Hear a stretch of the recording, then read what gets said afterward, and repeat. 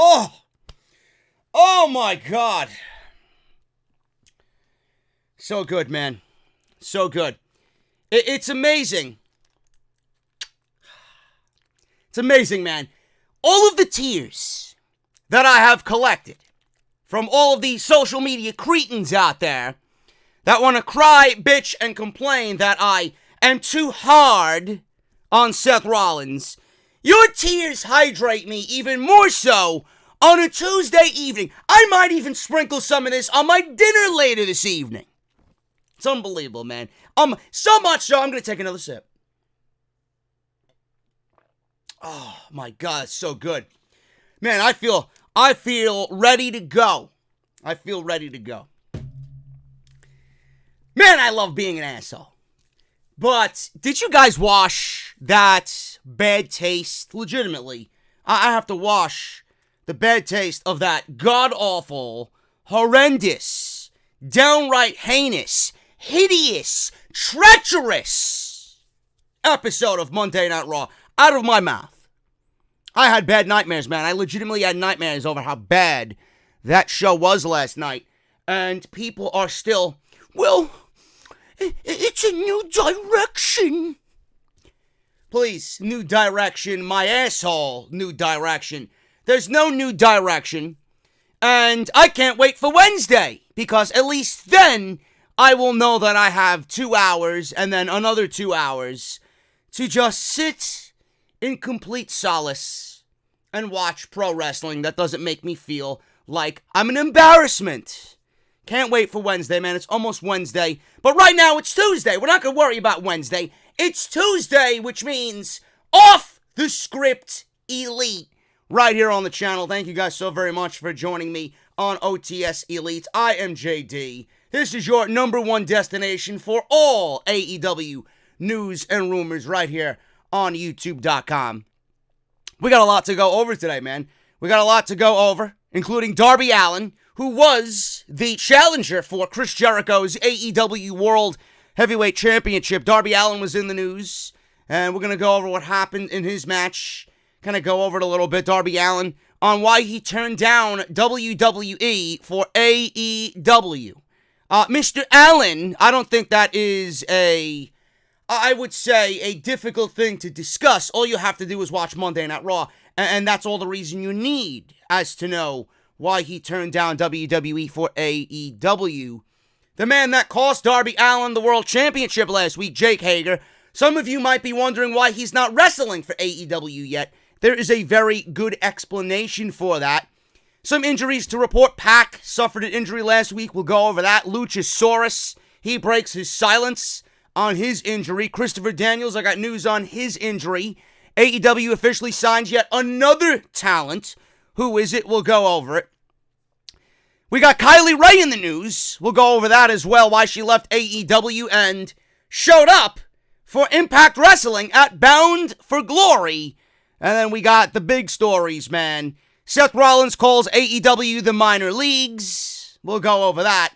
And Randy Orton, the Viper, Randy Orton, is he teasing a jump to AEW? Will Randy Orton be all elite come 2020? We'll go over all that right here on the podcast. Again, thank you guys so much for joining me. If you are not doing so, please do so. Follow me on social media at JD from NY206. That is on Twitter and Instagram. Make sure you guys do both. Make sure you guys check out all the other videos that you might have missed, including that hilarious, man, I was laughing at myself. It was so fun. That hilarious Monday Night Raw podcast last night for that god-awful show that was. Make sure you check that out. That's live on the channel right now. Thank you, everybody, for 30,000 views and over 2,300 likes in less than 24 hours, because I know my audience so well. Go check that out, including Off the Script from last weekend as well. A lot of stuff there. We got Smackdown from last week, if you guys missed that. And if you want to even go back further, NXT and Dynamite for last week. If you guys want my thoughts on Dynamite from last week, you guys can certainly do that right before we head into what should be another great show tomorrow night on TNT. So if you guys missed any of my videos Links will be down below in the description. Go and check all that stuff out if you did indeed miss all those videos. Also, guys, patreon.com/JD from NY206 if you guys want to show some extra appreciation for what I do here on the channel. And today's podcast is brought to you by Audible, audibletrial.com/offthescript. Make sure you guys go out there and support through Audible. If you do, you're going to get 30 days free of their service, including one free audiobook of your choice. You guys got over 200,000 choices to choose from, a lot of which are wrestling related, and a lot of which you see right there on the beautiful graphic that Salrex has very graciously made us. Terry Funk, Justin Roberts, Chris Jericho, Shawn Michaels, Lex Luger, Jim Ross, Daniel Bryan, DDP, Dusty Rhodes, Brock Lesnar, Ronda Rousey, Hulk Hogan, Ric Flair, Bret Hart. The list goes on and on. You guys don't have to get a wrestling book. You guys can get anything. Like I said, you got over 200,000 choices to choose from. And the best part is, if you feel like you just want to support the podcast and sign up for Audible because you love what I do here, and you guys feel like Audible's not for you, you guys can cancel at any time in that free 30-day grace period and still get to keep your audiobook for free. You will not even be billed a single penny, man. That's a great deal if you ask me. Once again, guys, use our link, audibletrial.com/offthescript. All right, man. All right, let's get into the news and rumors. AEW signs yet another talent to their roster.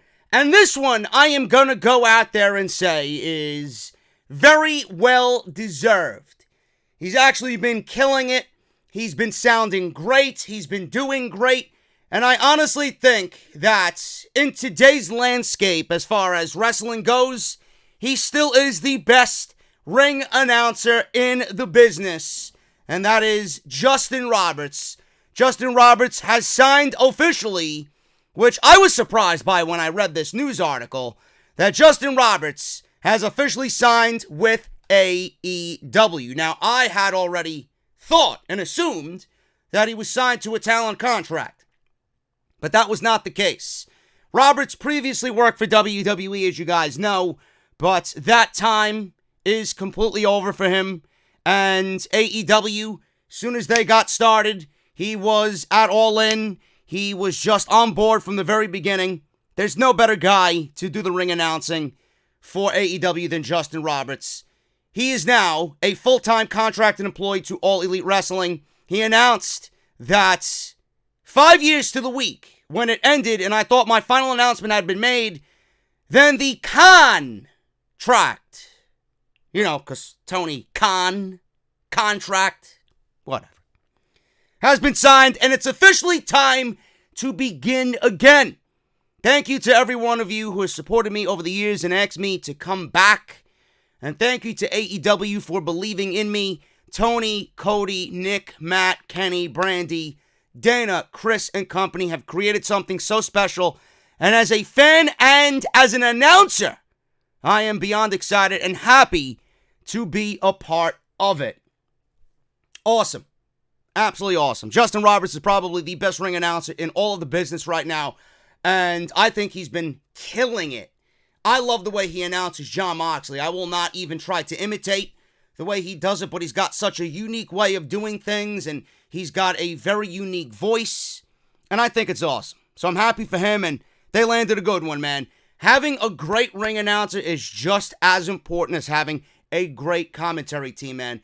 A lot of which, and if you heard Justin Roberts' story on the variety of podcasts that he went on after he had left WWE, how Vince McMahon and Kevin Dunn would always try to dumb down the ring announcers. You see it with WWE. You see it with Greg Hamilton. You see it with Mike Rome. I love Greg Hamilton. I love the job that he does. I think he's fucking great. But Mike Rome, I remember when Mike Rome came onto the scene in NXT, man, he was awesome. I'm like, wow, this guy's great. And then he got to the main roster and he took JoJo's place because JoJo had a kid with Bray Wyatt. And now Mike Rome is not even a shell of what he used to be. They dumbed down the ring announcing because of whatever WWE has going on in their universe. They don't want these pro wrestling isms kind of infiltrating their bubble. They got rid of the one fall. They have their announcers go out there and just, in a non-exciting fashion, announce the talent coming down to the ring. It's awful. It really is awful, where Justin Roberts, he gets you excited about seeing a Jon Moxley and seeing a Kenny Omega, or anybody for that matter. It could be the guys at the bottom of the fucking corporate ladder who are jobbers. He makes them feel and sound important, and that is the job of a ring announcer. The job of a ring announcer is to get the crowd excited before the wrestlers even hit the ring. He does that in a fantastic way. WWE clearly should learn a lesson on how to treat their ring announcers. He would go on and say, they want me to not be overexcited. They want me to not sound and overshadow what's happening in the ring. Meanwhile, his job is to get you excited about what is happening in the ring with who's going to be in the ring. How are people going to get excited if the ring announcer is not even excited? Blew my mind. And then he mentioned something about being backstage in WWE. If you have, and he ranted about this and went on, it was a joke. If you have any ideas for anything, any aspect of the show, please leave them here. As if it was a suggestion box he was talking about. But in actuality, the suggestion box was a picture of an arrow pointing down to a paper shredder. WWE doesn't want to hear your ideas. They didn't want to hear Justin Roberts' ideas. They didn't want to hear his complaints or suggestions.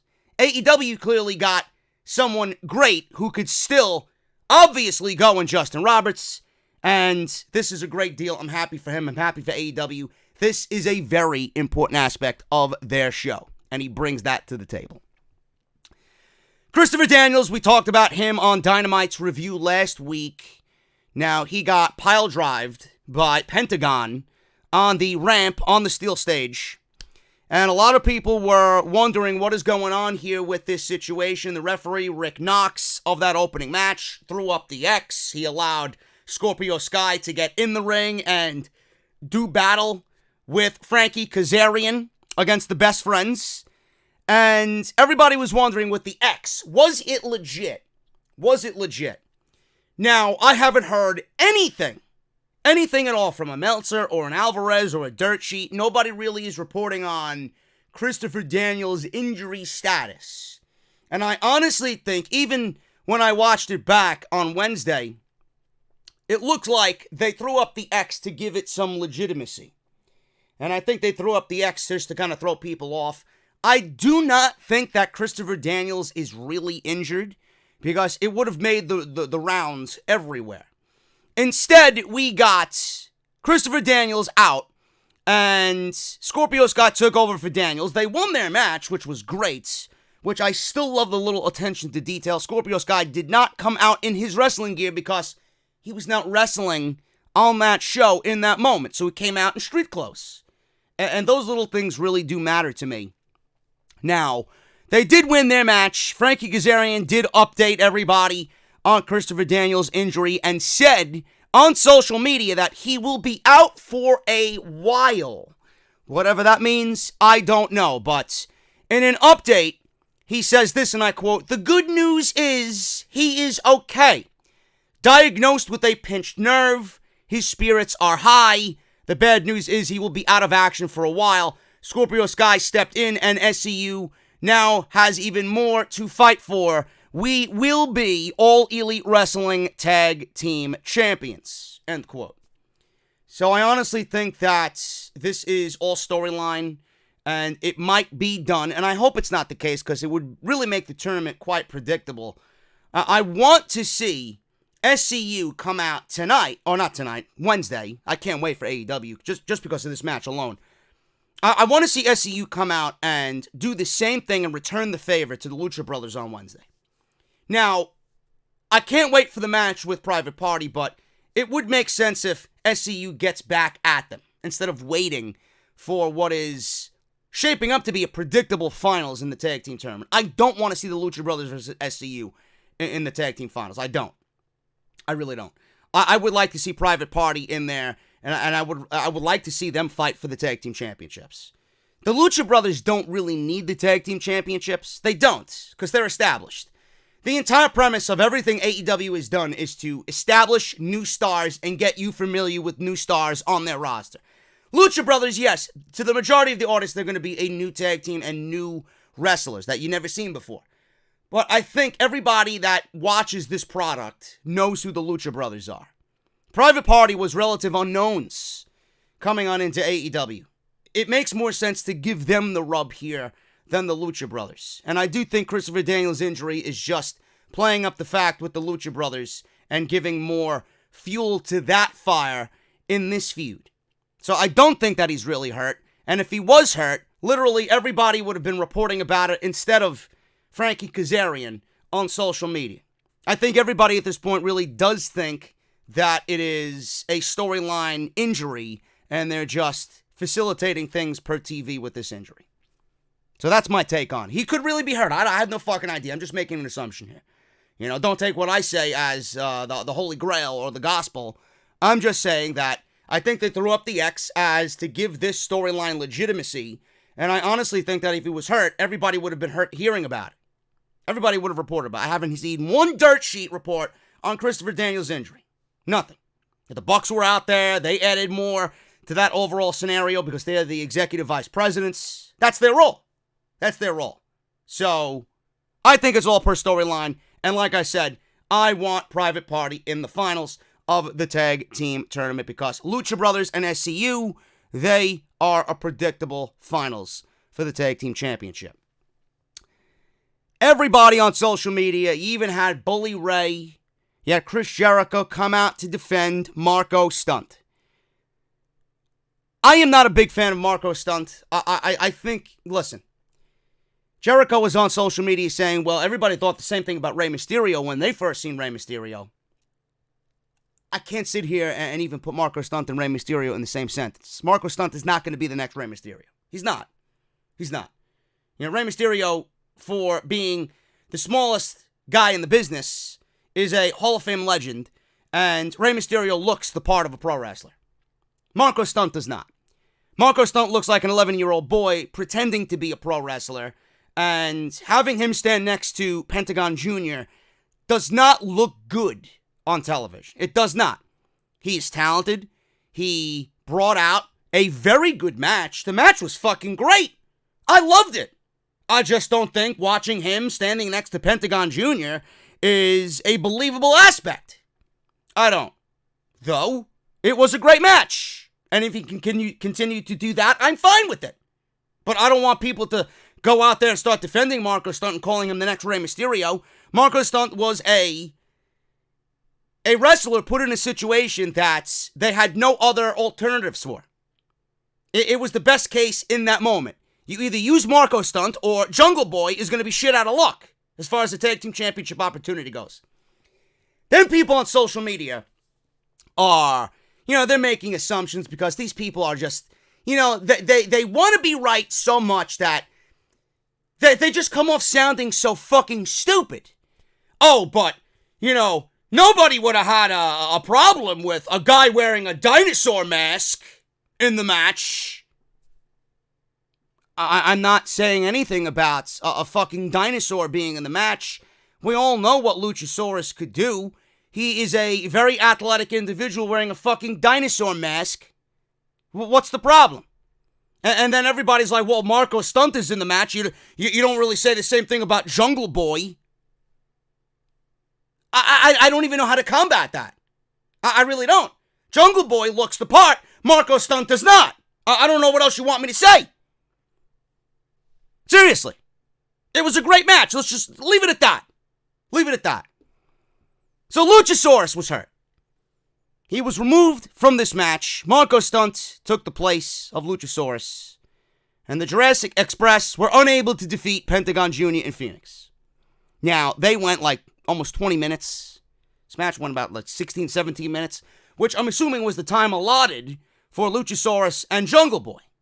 So they had to go out there and just go about the same match that Luchasaurus would have had with Marco Stunt.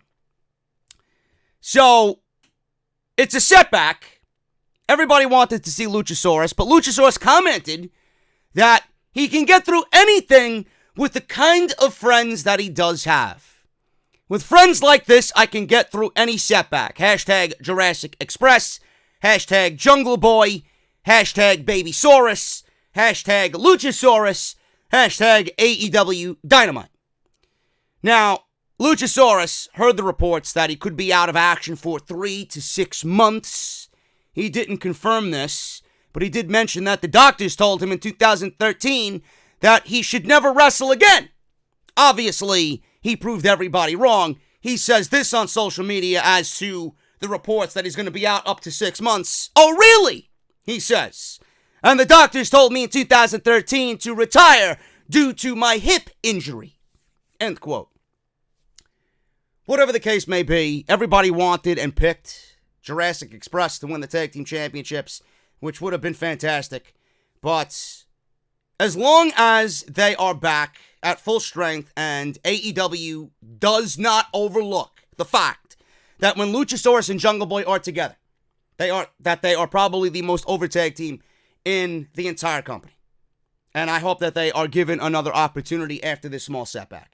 I wish him nothing but the best. Marco Stunt filled in and was a very good replacement in that moment. I just can't envision him doing anything else. I can't envision him doing anything. He's got such a small ceiling, is what I am trying to get out there. I can't see him doing anything else than what he did here. A fill-in, kind of like a hardcore match, or just to get a cheap pop by doing all the aerial shit. He's not going to be fighting for a world title anytime soon. So it is what it is, man. We enjoyed the match. It was a great match. Luchasaurus is out. We all want Luchasaurus to be back. We all want Jurassic Express to be the tag team champions eventually. They're the most over team in the company. Hopefully this works itself out and we get the Jurassic Express back to 100%. But hopefully he's not out for 6 months. Now, I want to go over Pac, which is not really an injury, but it's something that he suffered on Dynamite.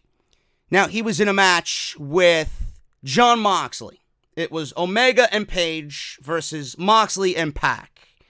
Now, after Mox laid out Pac, excuse me, I need some of my Seth Rollins tears. I'm becoming dehydrated. Oh my goodness, man. Now I'm ready to go. I feel like I'm ready to go for another hour. Thank you, Mr. Rollins. I really appreciate it. Now, after Moxley laid out Pac and left, he gave him the Death Rider double arm DDT. It was up to Omega and Page to finish Pac off, who they call the Bastard, which I love.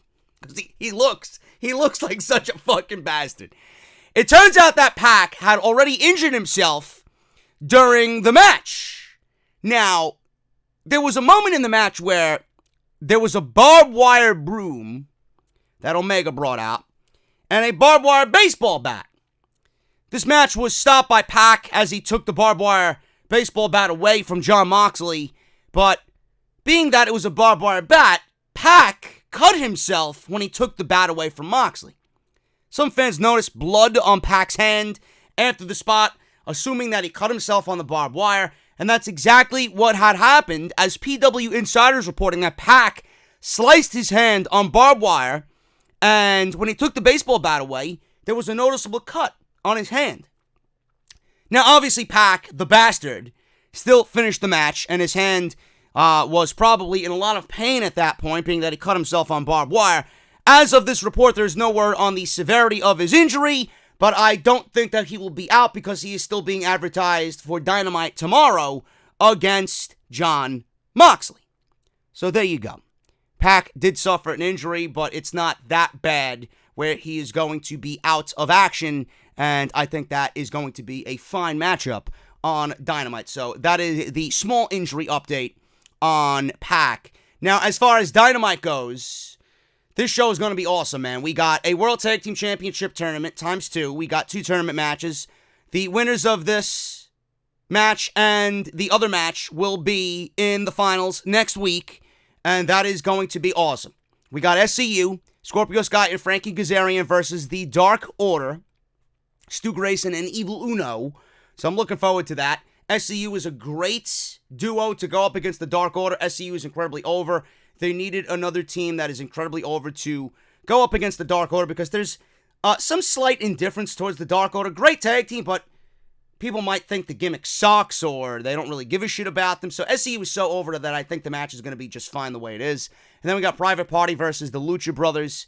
Can't wait to see what these two teams do. Gonna be awesome. I honestly think the winner of this entire tournament is coming out of that Private Party Lucha Brothers match. I really do. So we'll see what happens with that. I'm very excited about this. We got Pac versus Jon Moxley. The Best Friends versus the Young Bucks is taking place tomorrow night on Dynamite, as well as Britt Baker's also in action on Dynamite Wednesday on TNT. Really great show lined up. Tag team wrestling is a priority in AEW. It was said before the promotion even got started, and we're seeing it not only with this tournament, but with tag team action taking up the majority of these shows. I love it. I love tag team wrestling. It is such a lost art, and I can't wait to see what happens with this entire tournament. Now, the way I would set this show up going on tomorrow night is I would start one tag team match in the tournament to open the show. I would open the show with SCU and the Dark Order. Then I would do Britt Baker. Then I would do the Young Bucks versus the Best Friends. Then I would do Moxley versus Pac. And I would actually close with the Lucha Brothers versus Private Party.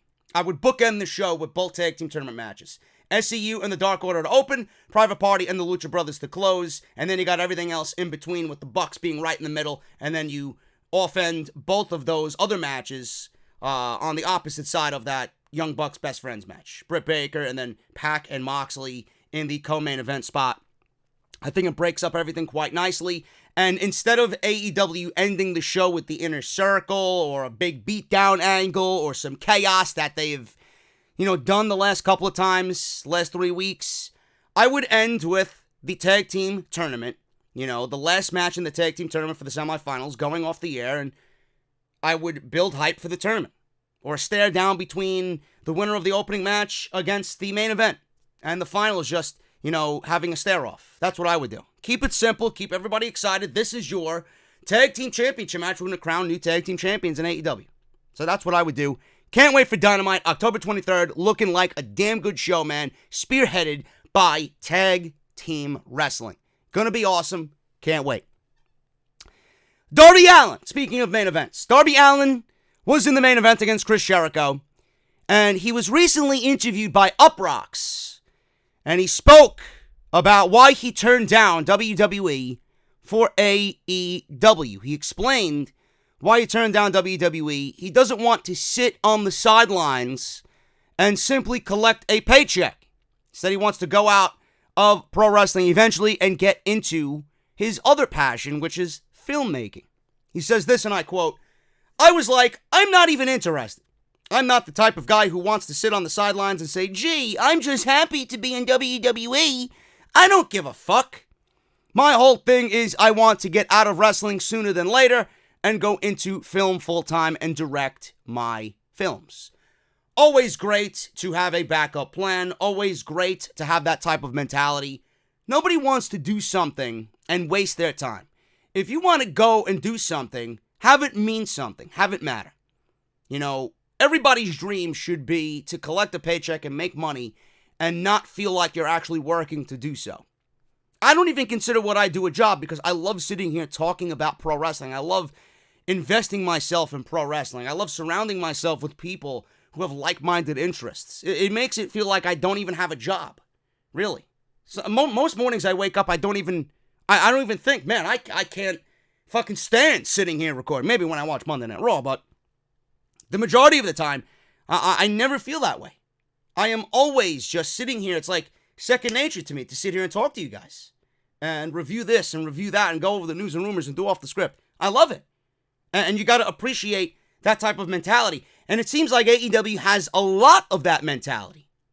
They really do. Everybody in that company thinks the same way that Darby Allin does. So knowing that he is surrounded by all these like-minded individuals who have the same thing in mind. They don't want to be complacent. They don't want to sit around and just simply collect a paycheck. They want to make the most out of their time given, and that's what they're going to do. And he's got a backup plan on top of that, which is great. He's a smart guy. So I love it. I absolutely love it.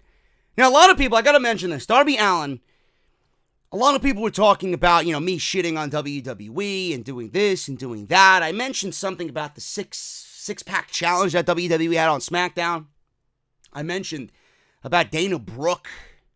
He's been on TV all year, getting an opportunity at the SmackDown Live Women's Championship. Then you got Carmella, who's been running around like a fucking clown in the 24/7 bullshit. And you got all these other women, Lacey Evans, and you got Nikki Cross. None of these women have done anything to deserve a title shot against Bayley. So I brought this up, right? I went over every reason as to why those women should not even be put in that situation, and WWE should go about putting them in singles matches, accumulating wins, and then maybe finding somebody through wins and losses to go up against Bayley.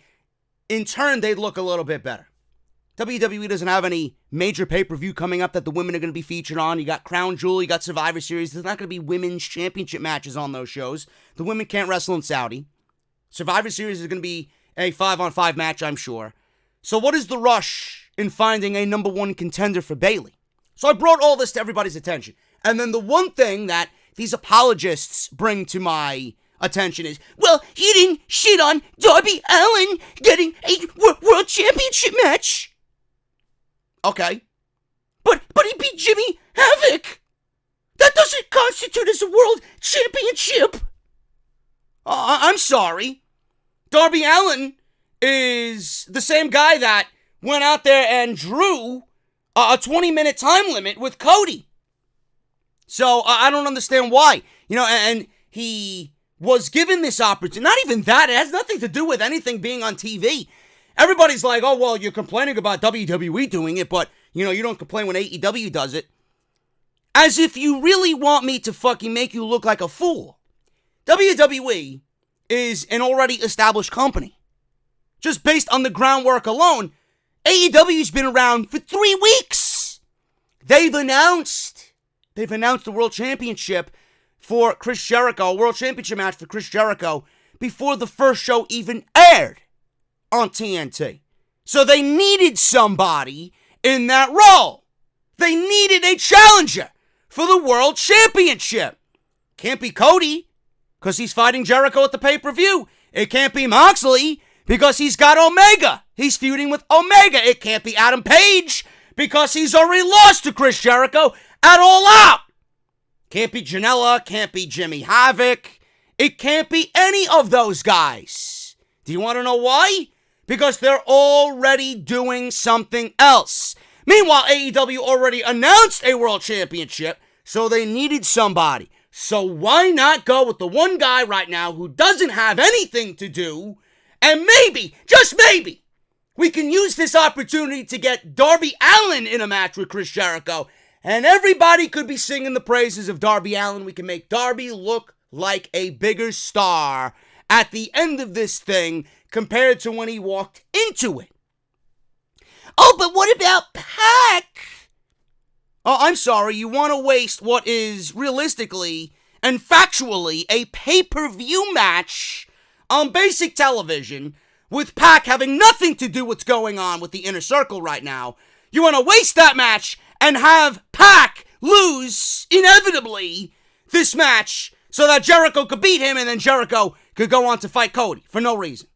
And at the same time, we're going to give Pac a loss on his record. Meanwhile, right now, he's undefeated in singles competition. Do you even think, bro? The answer is no. So for everybody that wants to shit on me for shitting on WWE, but when Darby Allin gets a title match, it's okay, I want you to refer back to this explanation, and then I want you to think. I know it might be difficult for you to do, but think. Because I just made you look like a fucking idiot.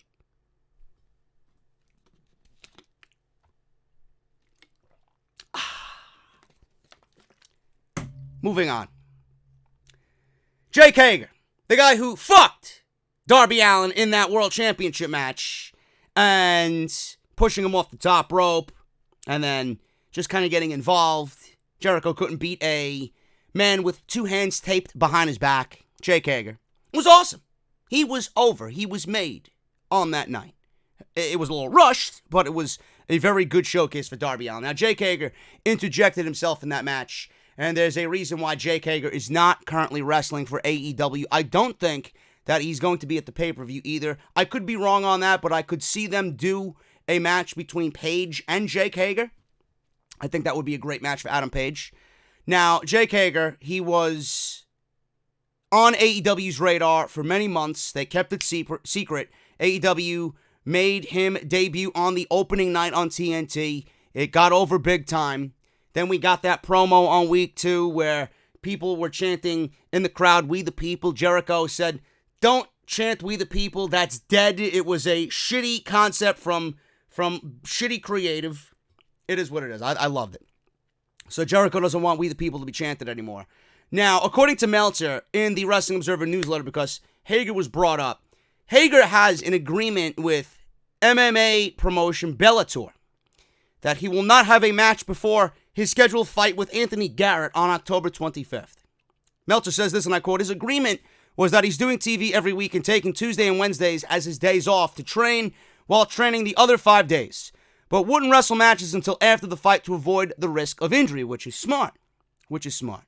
Now, while he has never been the most popular or the biggest superstar to come out of WWE, he is still being treated as a really big deal on Wednesday nights. Jericho's promo alone from last week proves that Jake Hager still has a place in pro wrestling. People love everything that's going on right now, and it just correlates with how AEW does things, and everybody looks so much better off in the end because AEW makes you care. And I love the role that they got Jake Hager playing right now. He looks like a heavy, he looks like a bodyguard, he looks like Jericho's muscle. He hasn't said a word yet, and I think that's where they should keep him.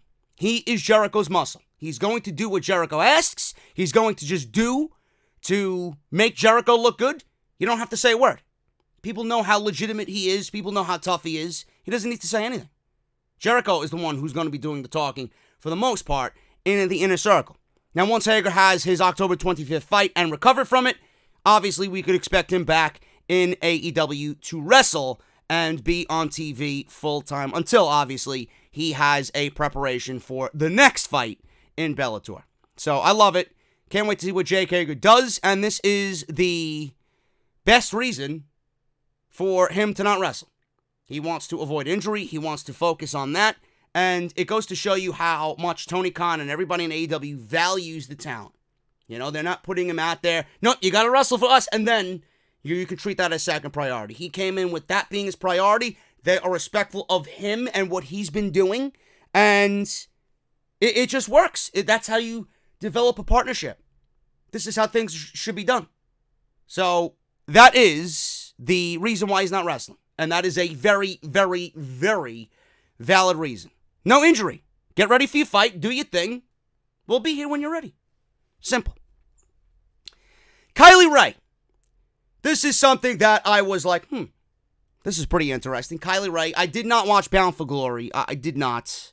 I apologize to the Impact enthusiasts out there that expected a review. I'm sorry, I just didn't bring myself to a point where I would care to watch. I'm sorry. Kylie Rae left AEW, we all know, and she showed up on Impact, and she showed up at Bound for Glory. Now, Kylie Rae was set to be a big star in AEW. She asked for her release from the company. It was granted. She spent some time away from wrestling, but she has found work with Impact Wrestling and showed up in Chicago for Bound for Glory. Now, a lot of fans were surprised by this. There was no news about anything with Kylie Rae signing any sort of contract, but fans still want to know why she left AEW.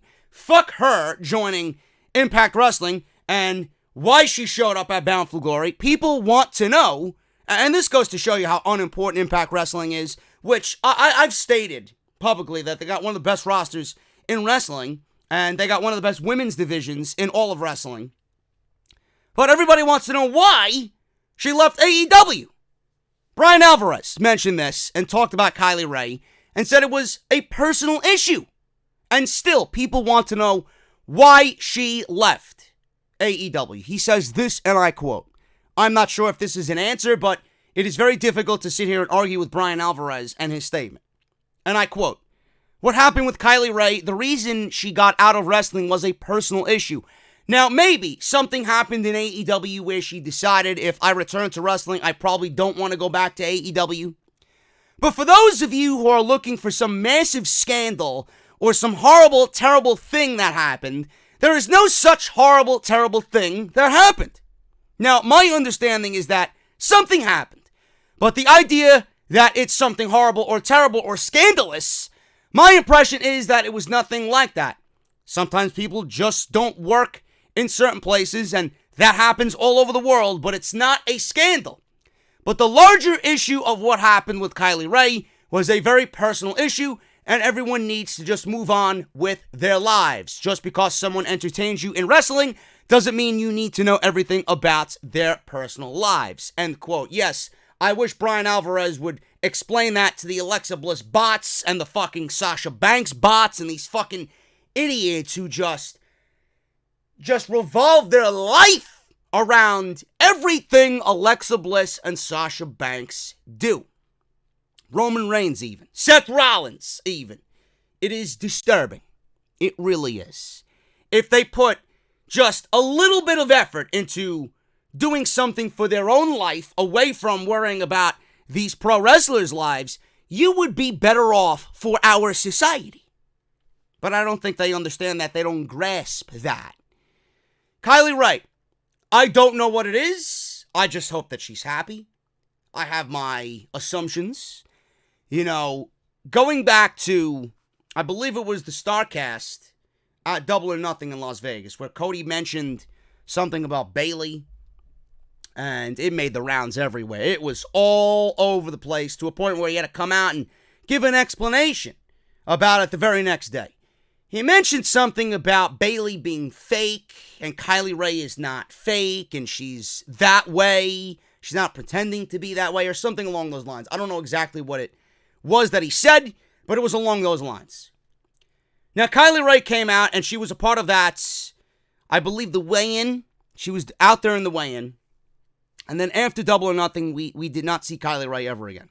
She was not with AEW. She was granted her release. And goodbye, All Elite Wrestling. Now, if I was to make an assumption here, and I would not be far off because I've seen this happen. It happened to the champ. It happened to the champ.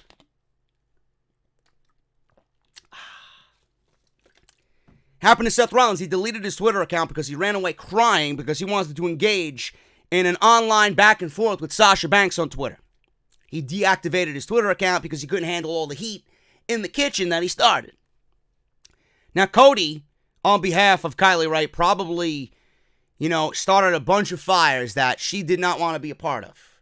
And God forbid, you know how these WWE women's wrestlers, man, the fucking fan bases that they had, after that comment by Cody, you probably had so many Bayley bots, so many of these Bayley fucking cretins, these no-life, pimply-faced fucking losers come out with the Bayley headers and the fucking Bayley buddies and the fucking Bayley, profile picture. They probably came out of their holes and they just flooded Kylie Rae's social media to a point where she was not ready for the limelight. She wasn't ready for that spotlight. And it probably got to her so badly that she developed anxiety and she probably developed depression. And she sat home and wanted to just take time for herself to get right back into the right frame of mind.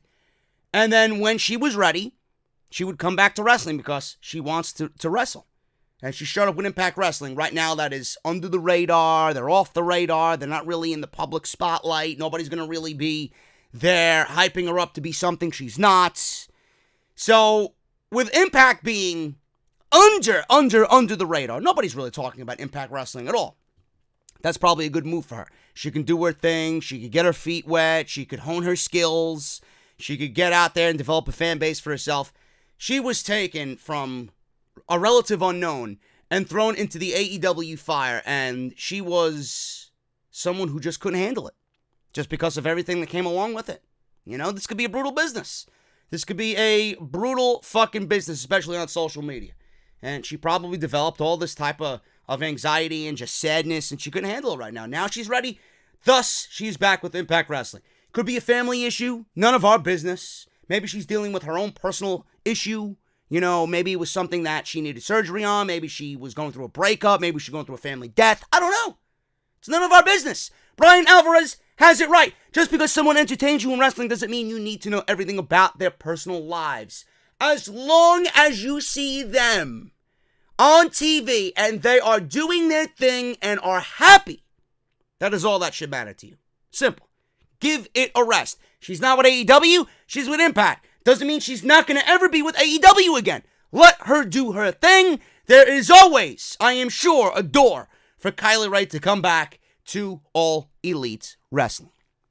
Now, before I get into the next story, I have to drink some of my tears, and I got to shout out my sponsor here, man. You guys know the deal. Harry's. Harry's.com/script. Use our unique link. Get yourself a $13 value trial set. What you guys are going to get when you use our link, you're going to get a razor handle with a firm grip, a 5-blade razor with a lubricating strip and a trimmer blade, rich lathering shave gel with aloe to keep your skin hydrated, and a travel blade cover to keep your razor dry and easy on the go. Guys, it's very simple. Start shaving better today. Harrys.com/script.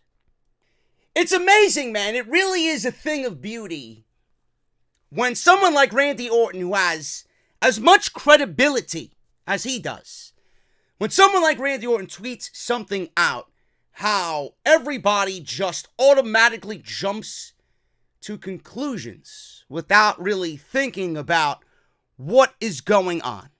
Now, Randy Orton tweeted out a picture of himself on Instagram. And I don't know where he was. He was at some lounge or getting on an elevator or something, whatever. Doesn't even matter where he was. In the background, he took a selfie and there was a sign on the wall that said Elite Level. Now, he snapped his selfie with the word Elite showing in the picture very prominently. So he mentioned something about possible future, blah, blah, blah, blah, blah. Everybody jumped to conclusions that Randy Orton is teasing a jump to All Elite Wrestling. Now, you got a lot of these fans talking early Monday morning when he dropped a huge tease that he could be headed to AEW. The Viper actually also tagged in this picture The Revival, Riddick Moss, and Elias in this post. Chris Jericho and Cody Rhodes also received mentions from this post, and Jericho had already offered to help out RKO. Randy Orton tagged Chris Jericho in this post, and Chris Jericho responded rather quickly. The reply he received from Jericho could indicate that he is willing to help Orton out in getting a spot on the AEW roster.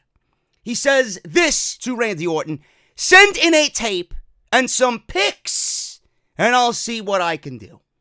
Ha ha ha ha ha.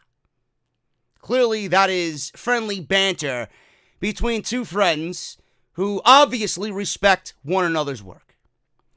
Now, during Wrestling Observer Radio, Dave Meltzer discussed Randy Orton's AEW tease. He said that AEW does offer a few things that Orton might like, but in the end, the big money is likely with the WWE. And this is what Meltzer says, and I quote, "Maybe his contract is up, and he's playing the game." And he should. I mean, he's fixing to get a lot of money right now when his contract is up. What is he, 39 years old? So this is the time that he has to get that one last big contract, because I don't know. Well, he's probably one of those guys who will want to work for a lot of money and a minimal schedule, and WWE's giving him a minimal schedule right now, and you know he's not out there killing himself. AEW is a better schedule compared to WWE. I think AEW would grab him in a heartbeat. I guess because of his name value, he would be considered a big coup. But it's not like, I don't know if that's the right move, but it's a hard one to turn down, says Meltzer. End quote. Now, AEW does offer a lighter schedule and less restrictions when it comes to matches. Randy Orton would be considered a top-level elite superstar. Having him on TNT would be unbelievable. Absolutely unbelievable. Is it going to be game-changing to a point? they'll certainly be in the right direction. It's not going to happen overnight. You're not going to see a mass exodus of WWE fans go over and watch AEW all because Randy Orton is there. But having that type of elite athlete in his industry on that show, it wouldn't be called minor league anymore, Mr. Champ. Anyway, AEW does offer a lighter schedule. Randy Orton wouldn't have any restrictions. I would love to see a promo from Randy Orton where someone is not scripting what Randy Orton needs to say. It would be unbelievable. Now, it would be noted that AEW could use, or I should say, Randy Orton could use AEW as leverage to score a bigger deal from Vince McMahon, and Orton might indeed be playing this game. Now, Randy Orton is a big fan of AEW. He's a big fan of Sammy Guevara. He's a big fan of Cody's. So clearly, he does have a reason to go over there. He does have a reason. Money is not the reason. No matter where he goes, Randy Orton's going to make money. Whatever Vince McMahon is ready to offer Randy Orton to stay in the WWE, Tony Khan could match that and outbid Vince McMahon. That's not the issue. That's not the issue. It's going to come down to loyalty. It really is going to come down to loyalty. Now, Randy Orton is the type of guy that will go out and do whatever the fuck he wants, but I do think that Randy Orton is going to make his decision coming down to loyalty. Now, Fightful is reporting about Randy Orton's contract, where Meltzer didn't know about Randy Orton's contract. There were reports earlier this year that Randy Orton's contract is due up at the end of the year, December 2019. And a lot of people are correlating that rumor that they heard many months ago to this picture. Fightful is reporting that Randy Orton's contract isn't up in December. It is in fact up in the summer of 2020. Now, like I mentioned, we all heard December. But he signed a 10-year deal in December of 2010. Now, things can apparently change in that regard when it comes to WWE contracts. This is what Sean Ross Sapp of Fightful.com said. Shortly after the post, Fightful began receiving inquiries from WWE talent and employees about Randy Orton, who volunteered up information that as of right now, Orton's WWE deal isn't up until the summer of 2020. He was reported to have signed a 10-year deal in 2010, but considering the number of variables, the length of the deal could have always been changed. End quote. Folks, this is how you do social media. If Randy Orton's playing a game, he's doing it well. Randy Orton is using social media to, I would say, accumulate his own shits and giggles for the day. Because he knows that if he tweets something like that, everybody is going to have Randy Orton's name in his mouth. Yes, he's doing free publicity for AEW, but I don't really think Randy Orton gives a shit, because in the end, he knows he's probably staying with WWE. He already has a good ballpark idea where Vince McMahon is monetarily with the contract. Randy Orton is not going to AEW. If he goes to AEW, I would legitimately be shocked. Guys like Randy Orton don't jump to AEW. Randy Orton's going to get a lighter schedule. Randy Orton's going to be given fucking godlike status in WWE. Just for the simple fact that he's not going to jump to AEW. They're going to give him literally everything imaginable that he doesn't go to AEW. Contract, he's going to be paid for the rest of his life on this earth. Private jets, probably an even lighter schedule than he's doing now. Maybe a couple of world title reigns to boost his resume. A first ballot Hall of Fame fucking induction, headlining club. The guy's gonna get everything. The guy's gonna get everything. And his family's gonna be taken care of as well. Everything that Randy Orton's getting, his wife and his kids are gonna be a part of it. He don't have to worry about a goddamn thing. Folks, this is how you do social media. This is what Seth Rollins needs to look at. How Jericho works social media, how Randy Orton works social media. This is how it's done. He is playing all of you. Randy Orton is playing every one of you like puppets. He's not going to AEW. If he does, I would legitimately be floored. Randy Orton is staying with the WWE. This is either a leverage move or just him having fucking fun for shits and giggles because he knows everybody's going to fucking just hang on to every single thing that is in that picture. Fucking dissect it. Read the comments. This is pro wrestling, folks. These are pro wrestlers who are very friendly with one another. They are friends who respect each other immensely. They're just having a good time. Randy Orton is not going to AEW. Just leave it at that. We got Randy Orton for another half a year in WWE. And by that time, he will have already signed the WWE contract. He ain't going anywhere. Now, where Seth Rollins needs to go is off of social media. Everybody, and even the Seth Rollins enthusiasts and the apologists out there, think that I am being triggered by whatever Seth Rollins is saying. No, I'm more so laughing at the fact that this guy is a fucking clown. I really am laughing that he's a fucking clown. This is your world champion. This right here. Seth Rollins. Now, I know this is an AEW podcast, but Seth Rollins mentioned something about AEW in a recent Q&A, and he called AEW the minor leagues. Man, champ, you make yourself look like a fucking clown every chance you got, bro. It's unbelievable. You know, let's call Jon Moxley up and see what he's making monetarily over in AEW. I guarantee you the number that Jon Moxley tells us isn't minor leagues, champ. I don't imagine Kenny Omega making minor league money, champ. Because that's all you want to boast about, right? Will Ospreay was in your mentions. Will Ospreay was in your feelings, right? Will Ospreay is the best wrestler in the world for 2019, according to many. He's had a fucking breakout year.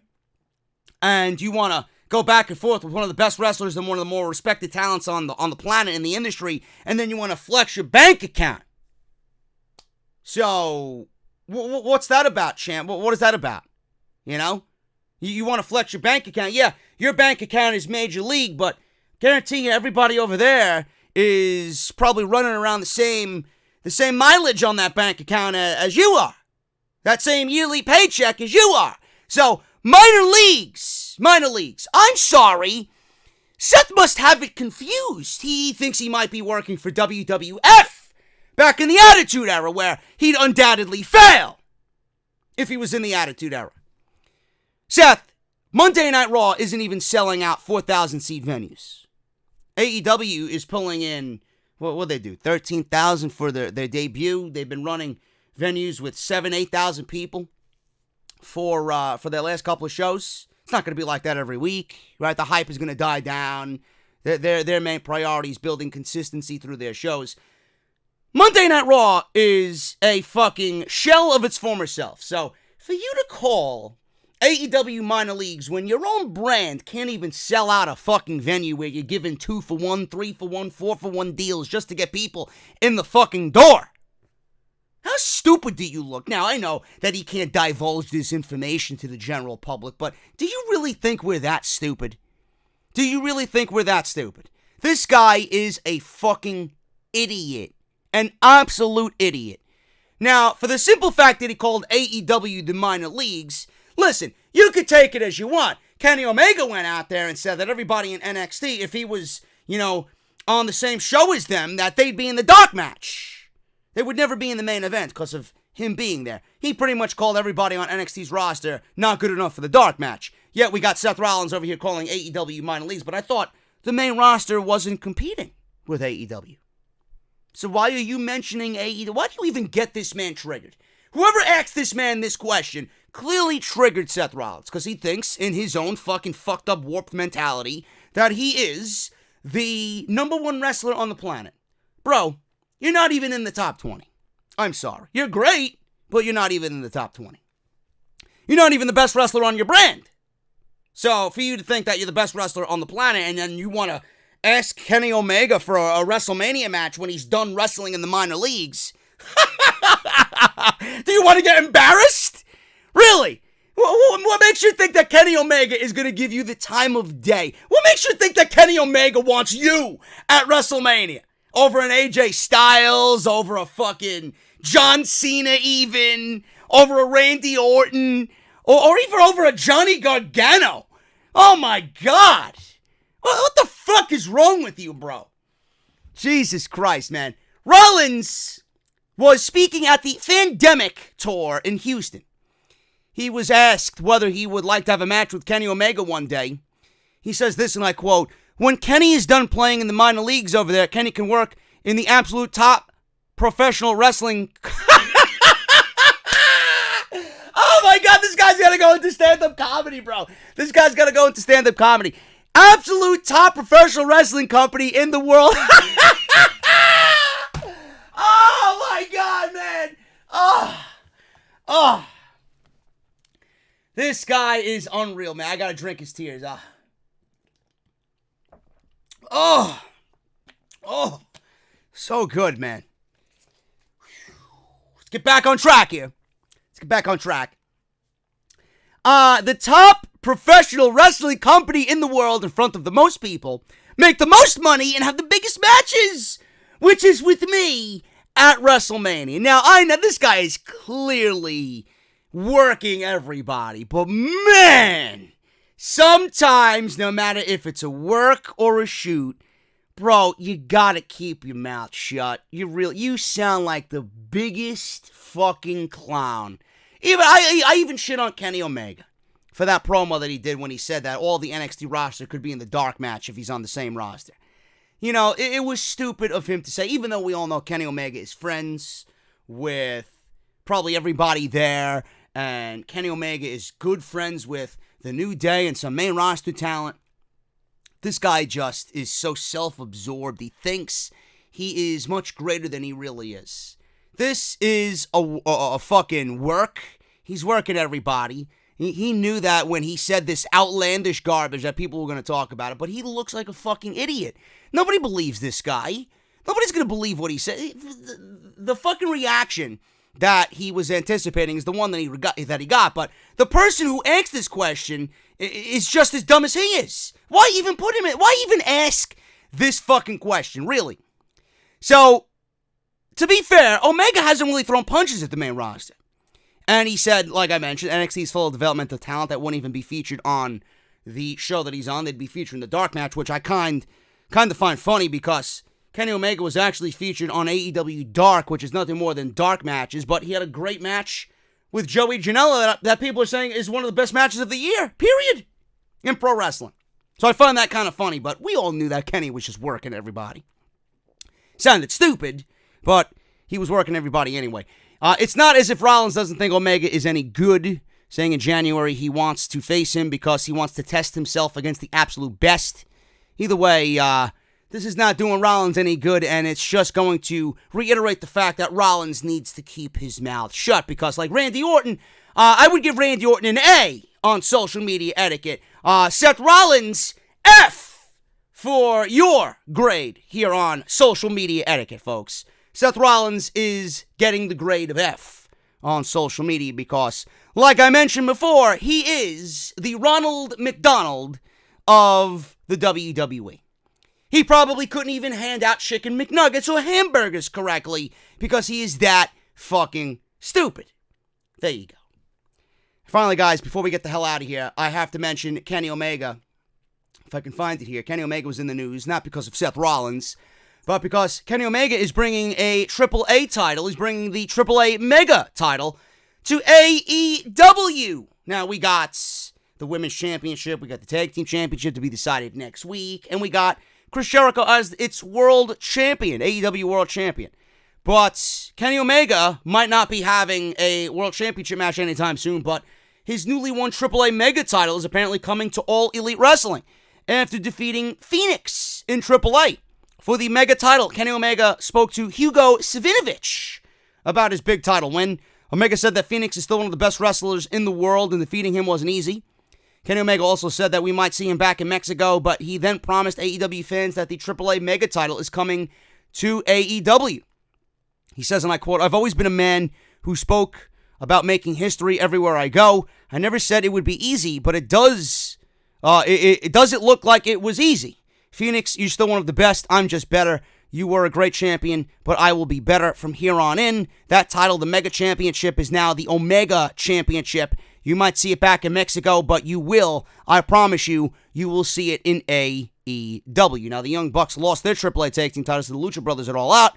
Tony Khan said during the media scrum that AEW wants to focus on their own titles for now. It appears that Kenny Omega's recent win could change things slightly.